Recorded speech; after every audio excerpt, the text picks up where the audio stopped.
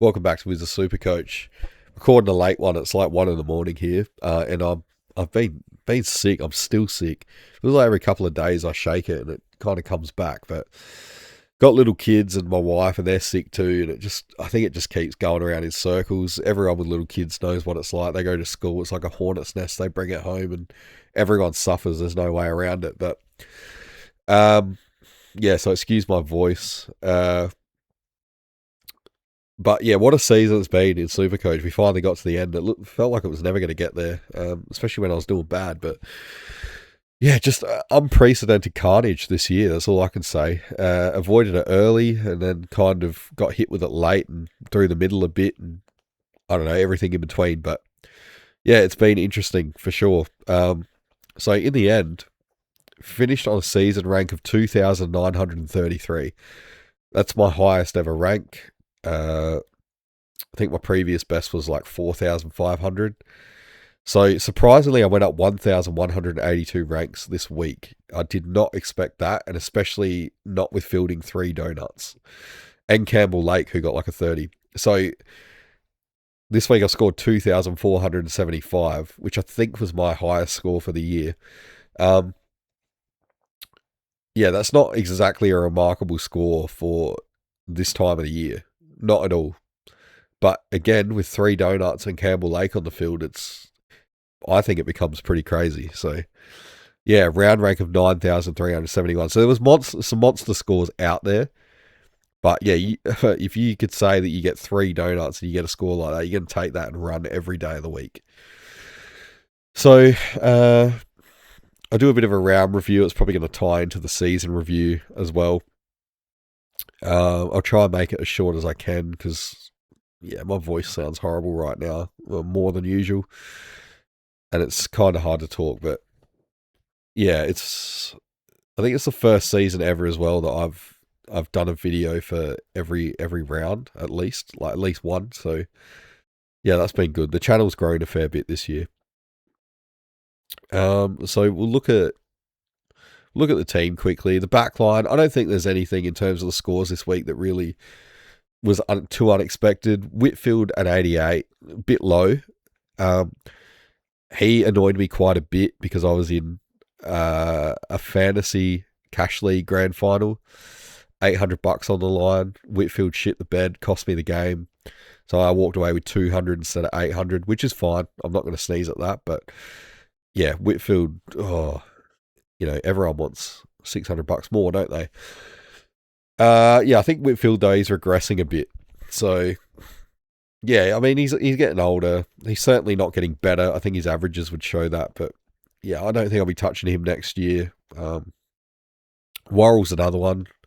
Won't be touching him. The role's too volatile. I think those. I don't know if I'd class him as a proper key position player. He can play. He can play tall. Obviously, I think he's like 195 centimeters, but he's kind of that roll off. He's not like they've got Butts and Keane and whoever else there to play those roles. Yeah, and Borlase. Worrell's not like the one that really locks down unless he has to, unless you're playing unless there's guys out or you're playing Fremantle who have a bunch of tools. But yeah, the Crom just changed the way they move the ball, I think, from the back line, and it kind of hurt him. Yeah, I'm not going there again. I think next year I'm not going to go near any of those that have the risk of having to play lockdown or having to play key position or anything like that. So it's a good lesson there.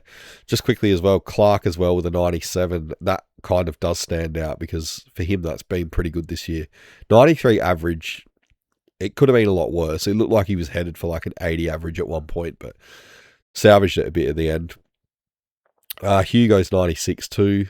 That was good. In for Blakey. I'm not going to comment on Blakey. I'm going to try and steer away from that shit, but Bailey McDonald, just a little shout out to him on the bench there. He could have been a really good rookie in terms of making money and, providing the odd fieldable score in a pinch. But I really didn't need him. I think I only had to field him like once and I didn't have the trades to cash him in or anything. So he was just kind of wasted, but, I appreciate you, Bailey McDonald, and everything that you did by not doing anything. Yeah, the midfield, there's a bit more to talk about here, I guess. Like Rankin's 187, just absolutely nuts. I've been saying that the last few weeks. Uh, yeah, easily now the best trade in I've ever had, I think, in terms of when you trade them in, what they score after that. I only had him for 3 weeks and he gave me 189 average. That is insane. You think you're going to go back to like Dangerfield in 2017 to even be close to that? I don't know what he got exactly, but I remember Dangerfield was on an absolute mad run. And if you want my opinion, Dangerfield probably should have won the Brownlow that year, but it's probably unpopular. Yeah, 165 5-round average. That's what stands out to me is sometimes you will see these insane 3-round averages based on maybe a player gets like a 200. Like let's say in the last couple of years, you get like a Gorner, a Grundy, or a Cherry versus a Flynn, and it will really inflate that 3-round average. They back it up with a 150 or something. But to see a 5-rounder of 165, like it's barely being diluted because there's been no small scores. They've all been huge. Like what's the lowest he scored is like a 150 or something in that time. Just absolutely insane. So yeah, he's definitely been the MVP for me. Like the best pick probably ever, and I think he's the reason why I ended up finishing on a good rank. Him and Brad Hill really shot me up the ranks, I think. Yeah, in the past 4 weeks his lowest scores are 157, so just absolute insanity. Dacos just been an ultra consistent. I don't think teams are even really trying to tag him too hard anymore. They probably worked out the guy's just too aerobically fit, and I don't know, like he's going to do what he does. He's just consistent. 120 average, we take that. Baz as well. The problem with Baz, by the time I traded him in, we got a few of his lower scores, but to end on a 171 is good. So yeah, the 121 average, I didn't see too much of that, but still, it's all right. Baz had a good season. I think he'll be all Australian on the wing. That's my prediction. Yeah, the Bont, back to pretty much like back to normal Bont things, but you can see here that his average dropped off by about 11 for the year. So yeah, I've said it before, I'll say it again. I think we've seen the best of Bont. Like I think his prime now has kind of been and gone. He's still great, but I don't think he's ever going to get back to being quite as good as he once was. So in terms of like going forward in Supercoach, yeah, he's still a pick 100%, but I've said before that he is a must-have starting pick because there was no one like him, but he's fallen back to the pack now, unfortunately, in terms of Supercoach, that is. So yeah, there'll be times where you can get him at a much lower price. Like I think it's pretty rare to see him under 600k, but this year it's been crazy how cheap you could get him. So yeah, as a starting pick, possibly he wasn't the greatest this year, as we could have got him cheaper. Yeah, fairly early on. I might check that actually. Like, where's his price graph? Where did he start to go? Oh, here we go. To drop below 600k in round 8. We got some good scores though out of him at the start, so I guess it's all right. It's fine. Some pretty big ones, 160, 141 in round 1 and 2. So yeah, actually no, he was a good starting pick. But yeah, he's not a must-have going forward, I think. Merritt with a 120. This was a hard watch. I was happy because he was scoring well in Supercoach, but he was against me. He was one of the final 2 players against me, and it was close in that fantasy final. And watching him get like a 50 in the first quarter was pretty annoying. But yeah, you got to be happy for Supercoach, I guess. Supercoach is 100% my focus, by the way. It's I much prefer it to fantasy, and even when there's like cash on the line and stuff. But yeah, Merritt ended up being a really good trade in. I got him real early, round 2 or 3, whenever Heaney did his hamstring, and you know, there was a period through the middle of the year there where Merritt was just kind of trotting out like consistent sort of 100 average or whatever it was, 105. Heaney scoring like 180s and shit against Essendon or whatever he was doing at West Coast. And I thought, I've made a mistake here. I should have just kept with Heaney. But if you look at the total points, Merritt actually outdid Heaney by about 150. So 140, something like that. And I think Merritt, I think he was actually top 10 in the end for total points. He was ninth. So it actually ended up being okay. It was okay trade. And the logic at the time was Heaney's got his hamstring. He's going to be out for a few weeks. You know, we don't want to lose ground, but also I don't want to have like that hamstring cloud over one of my players and stressing about that every week. Now, Heaney was actually okay with it. It didn't seem, I don't think he missed any more games because of it. But the other thing was Golden. Heaney, if you remember one of my preseason videos, and one of the reasons I was so hot on Heaney was he scores better with Golden. I think Golden had already gotten injured by that point and was going to miss a chunk. So I just thought it's better to get rid of him if the reasons why I wanted him are no longer there. So yeah, it turned out okay with Merritt. 108 average, it's fine. This is where it's interesting. Like Merritt 108 average, Heaney 117. But yeah, the extra games played that's the difference is what we play for. But again, it's timing on, always timing on when you get them in. That's the important thing. So early on doesn't matter so much with the total points. So Noah Anderson finished on a 118. He had a good last few weeks, I think last 3 rounds or something like that. So he was a good pick for me. I got him. Well, yeah, he was good while he was, and then he wasn't. But I got him at the start of his really good run. I think I had 7 really good weeks from him. He got like consistent tons every week. Then he went quiet. But yeah, he ended off the last 4 out of the last 5 were tons. It was quite good. So yeah, he's just been up and down. Like he plays in patches, I guess. But in terms of looking at him as a pick going forward, like next year, I think this is the same with all the Gold Coast players. I want to see what happens with their list first because I've spoke about it a fair bit this year and I predicted it early. Obviously, I never thought they were going to fall down this far or implode like they did, but their list is imbalanced in the way that it's got a lot of stars and a lot of like first round high potential rookies, but they don't have enough role players. They eroded the cake to get more icing basically, and those young rookies, knowing how it is when they come up through the ranks, like through the juniors and that, they've been highly rated, and you know they've been the main players. I don't think they've really had to be role players. They either don't know how to, or they don't really want to be. I think that's why Gold Coast have found themselves in this predicament. Partly, I mean, there's probably more to it. Something sure stinks up there, but I think that's a lot to do with it. Is yeah, they need to get those role players.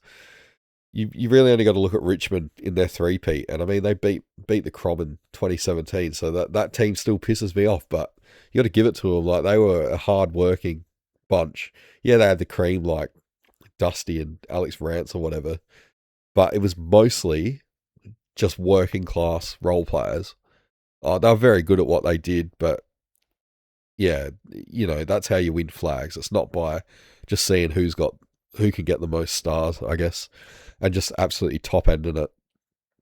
Because everything, you know, with the way the salary cap is, unless you're really crafty, the more you load it at the top end, the more you got to erode it at the bottom end. So you just can't do it, I think. It's another reason why I'm a massive believer that you shouldn't be tying up too much salary cap in the ruck, because if you look at a lot of the flag teams over the last decade or so, I think apart from Gorn in 2021, was it 2021 when Melbourne won it? I wouldn't say that any of those teams that won have had an absolute standout ruck. So it's kind of the one that you can get away with. I mean, look at Fort and who was it last year for Brisbane? It was Fort and someone else.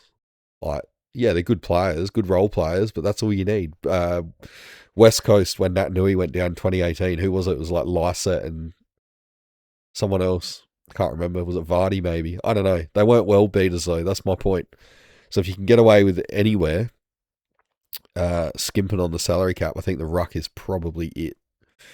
Unfortunately, not diminishing how important ruckmen are. Max Gawn's incredible, but you know, unless you got like top 3 or 4 ruckmen in the league, I don't think you're missing out on too much. Whereas you'll be missing it in other positions. So that's my view on that. And Yeah, I've definitely got off on a tangent there, so I'll get back to Supercoach. So Herbert, he ended up being really good. Shouldn't be disappointed with a 79. I mean, we got to keep in mind the guy cost 99k and he ended up on above 400k with an 85 average. We probably got a little bit spoiled when he was scoring those 130s and probably thought, oh, we'll probably keep happening because he's got a plum roll. But yeah, he's a rookie. He's volatile.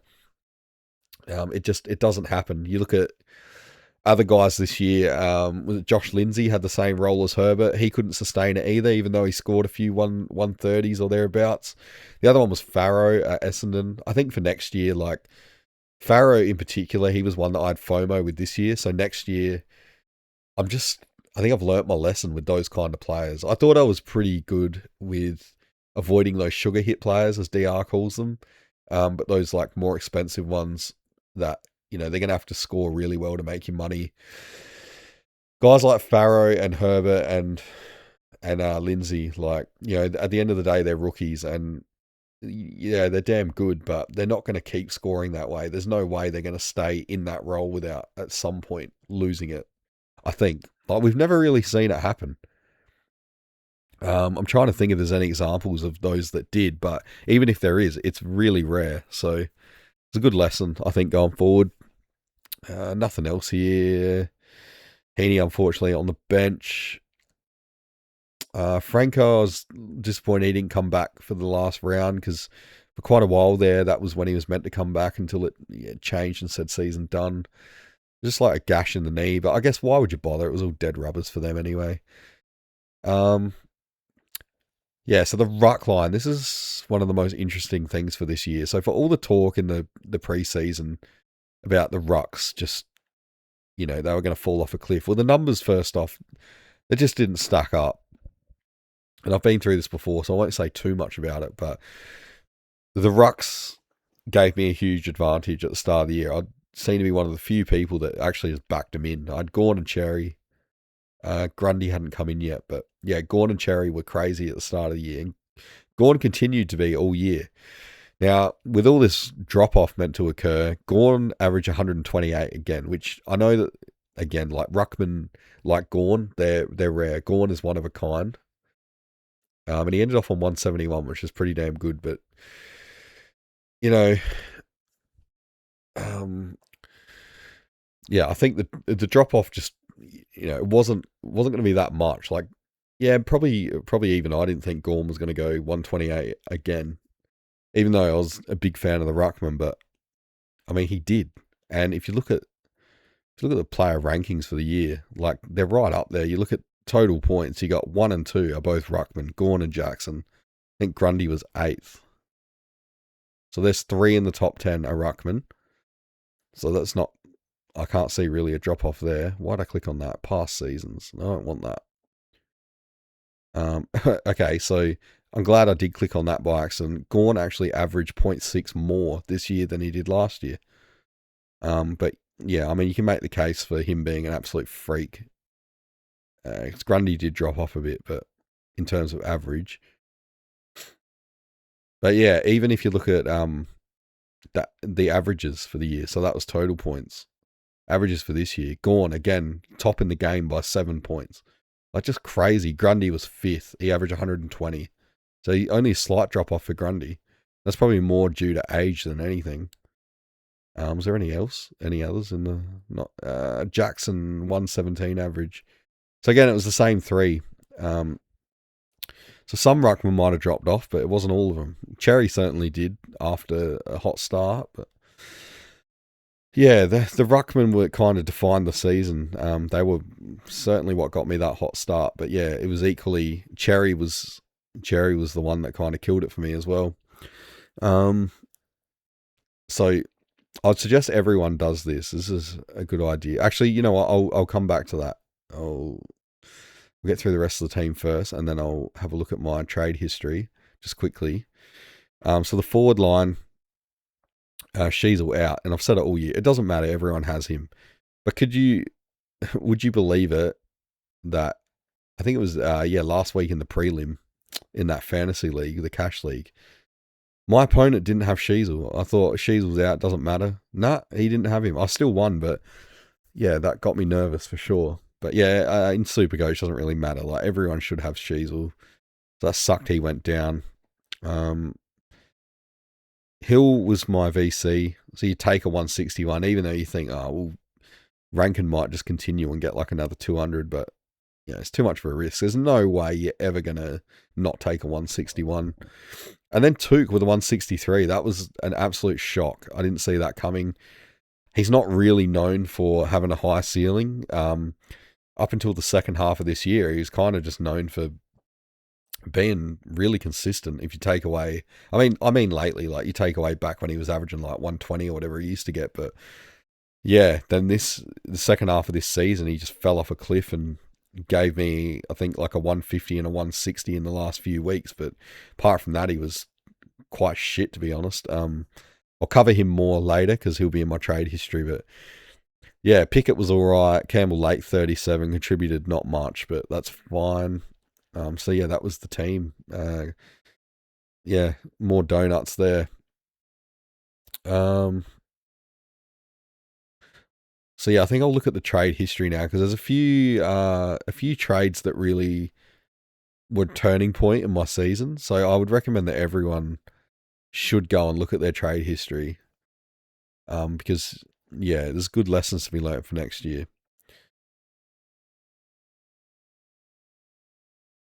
So let me find it. There's a few that really stood out. So here was one, right? Round 4 when Cherry had the Bloodgate thing. Cherry out, Grundy in. That turned out to be good because Grundy, obviously, as I just said before, he ended up top 10 for average and total points. So that was fine. But on the flip side, bringing Cherry back in round 8 for 686k was an absolute disaster. So yeah, he redeemed himself a little bit towards the end of the season, but he wasn't scoring even then, like, to justify that price. Now, I think what happened here was because I'd gotten the hot start off the back of Ruckman like Cherry, and other people didn't. I think I was a bit overconfident in thinking that a triple ruck setup, having one in the flex, was going to continue to keep me ahead. And I kind of just didn't get, because I was in such a good place at that point. I kind of just didn't give a shit that Cherry was 686k. I thought, nah, just pay up. He's probably just going to keep trotting out 150s and stuff. But boy, was I wrong. And that was one of the turning points of my season. You can almost see here, like, let's look at season rank. Round 8, we were 130. Bring in Cherry, we start to drop a little bit. Kind of went back and forth. But yeah, it starts to drop only a few weeks after that. So it's not all on Cherry. There was other things. Another early one that I think hurt me. Obviously, Petrarca and Rosie got injured in round 3. So I bought in Ash for Rosie. So that was all right. Turned out to be a good one. But I bought in Brian Myers for Petrarca. And that was based almost entirely on the fact that last year he did 106 in the post-buy. Now, looking back, it was kind of stupid. I know I was looking for a pod, but he'd had a very interrupted preseason because I think he had like a broken hand or something. He missed a heap of preseason. And I know it turned out that he was carrying, what was it, like an unstable ACL or something like that. We didn't know it at the time because Geelong are super secretive with their injuries and time frames and things like that. But the AFL let them be that way, which is annoying. But yeah, Myers just didn't turn out to be a good one. And you can see by round 6 here when I boosted, I punted him out and bought in Justin McInerney. And McInerney was all right. Not too bad, but he ended up injured. So yeah, that was another one. The Myers trade-in. That kind of hurt me. There was another one, another big one. I mean, there was obviously good ones, but these are the ones that really kind of prevented me from getting a lot higher than what I did. Where is it? It's the Tuke Miller, round 14, I think. Yeah, so I upgraded and got Tuke Miller. Now, in my defense, and you can see actually that's where my rank really started to dip. yeah, round 14, bring in Tuke Miller, and it's like down every week from there for the next like 6 or whatever. It's not solely on Miller, but in my defense with Miller, this will be the last trade I'm going to cover. If you look at his scoring up to that point when I brought him in, so the 13 games before, 1, 2, 3, 4, 5, 6. So 7 tons out of the 13 before. And he'd only gone under 80 once. So to that point, I don't know how to do it. I can't see what he was averaging, but it was pretty good. Does it say? Oh, it does. So at that point, he was averaging a 97 when I brought him in. So he was nice and consistent.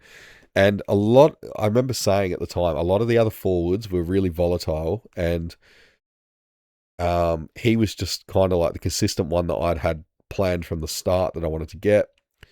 And at that point, and I think at the time it was right, I said that it was probably like after your Sheasel and maybe Petrarca, it felt like the next 15 forwards, you could throw a blanket over them. There wasn't going to be too much difference. Now, in hindsight, that was completely wrong because, Horn Francis, Bailey, Bolton even, they just came alive, and yeah, they were pretty damn good on that stretch. And then you had Hill late and Durham at one point, and it was wrong. But again, in my defense, like you look at his scoring up to this point, there was no reason why he shouldn't have been classed as a good pick. Like it dropped off a cliff here, you can see from round 14 onwards. The second I got him, it just completely dropped off.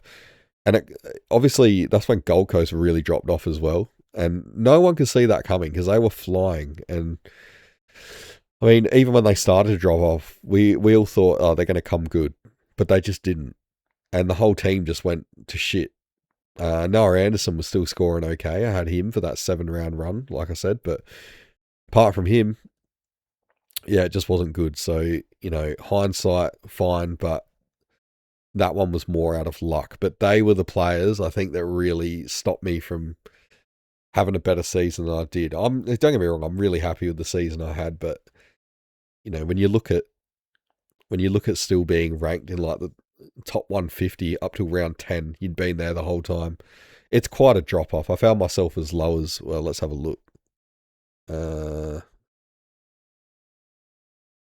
What was I?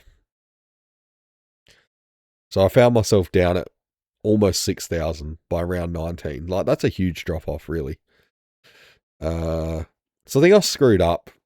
I think, obviously, like I said, it wasn't all my own fault, and there's hindsight and things like that, and shit just happens that's out of your control. But I think I screwed up a bit early on. It's probably too aggressive, and it was out of the pressure of trying to keep that rank up. I think I put too much emphasis on the first half of the year, and well, we know now that in the second half of the year, having the trades left, it was the way to go. And I know that at some point after that, I'd change my mind. And, I remember people saying in the comments, like, you haven't finished your team yet. What are you doing holding those trades? You need to get it done, kind of thing. And I remember saying, like, by that point, I was being conservative. I said, no, like, I'm gonna hold them. I think, like, still got weeks to get through. There's been carnage up to this point. It's probably not going to stop. And it's true, like a lot of ground was made up in the final few rounds. You can see here I started to go up again. So it's definitely a lesson for next year, I think, is try and be a little bit more conservative. I don't expect we're going to get that same level of carnage again. I mean, surely not, but can't get like 2 record years in a row. But even still, I think it's proof that you can, you got to make up the ground at the end. But then if you start, I think it's easy to say, because if you start somewhat slower than I did, you're probably not going to think, oh, well, 1, I'm not really a chance to win the whole thing, and 2, there's no pressure to try and maintain this like top 100 to 200 rank. So you're probably not going to play aggressive. And that was where I went wrong. So, yeah, hindsight. And it was uncharted waters for me all year. Well, the first however many weeks it was. until I started to slip below like my best rank. But yeah, let's say those first like 16 weeks or whatever, particularly the first 12, I'd never been in that position, so I wasn't really sure how to navigate. I didn't know what to do. I was getting good advice very early on from some top super coaches and stuff. But yeah, apart from that, like I didn't really know what I was doing. I'd never been there before, so yeah. You certainly get less advice once the rank starts dropping, but that's nature of the game. So yeah, I don't know if I got too much else. Just before I go, I haven't really looked into players for next year. But if there was one that is on my radar, depending on the role, it's got to be Durham. He's going to be priced at 84. And we saw when he was playing with the high CBAs, he was averaging over 100 in that time. So it's dependent on a few things, like, is he going to be DPP still? I don't know. Who's the Essendon ruck? Who's the Essendon coach going to be? Is he going to keep his CBAs? There's a lot of things to answer there, but if it looks like he's going to have that same role, then he's the one that I'd be looking at, priced at 84. There's definitely, as DR says, meat on the bone there. So yeah, without looking, he's definitely the one. I haven't really given too much thought about it. I might even make a video when I start to miss Supercoach. Might look into it and then make a video showing my far too early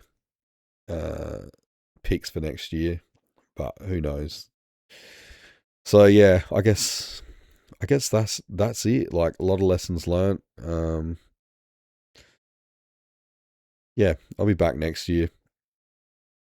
Just want to say thanks, massive thanks for all the support and all the people that have watched this year. It's been a big year for the channel. I grew the subscribers by like 1,000. I think I came from like 300 at the start of the year all the way up. So yeah, well over 1,000 in the end.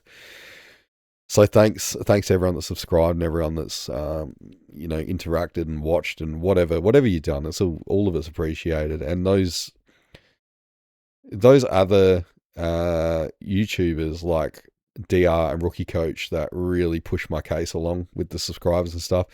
I don't push for subscribers. You would have noticed that in my videos. It doesn't really worry me. Like, it's nice to have, obviously.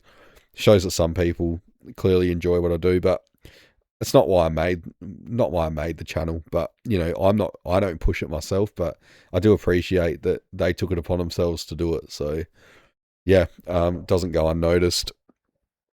I'm sure there was others as well, but I can't think off the top of my head.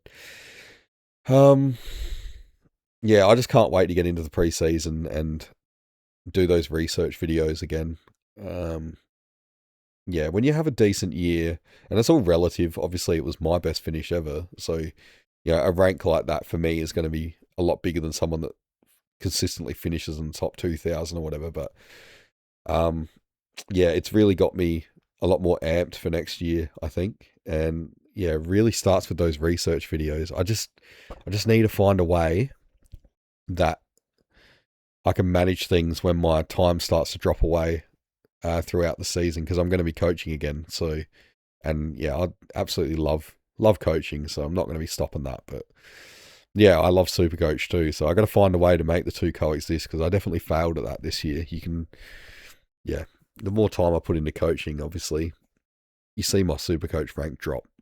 And really, it just involves how much footy I can watch. I'm sure my wife loves that, but yeah. So, yeah, that's all I've got.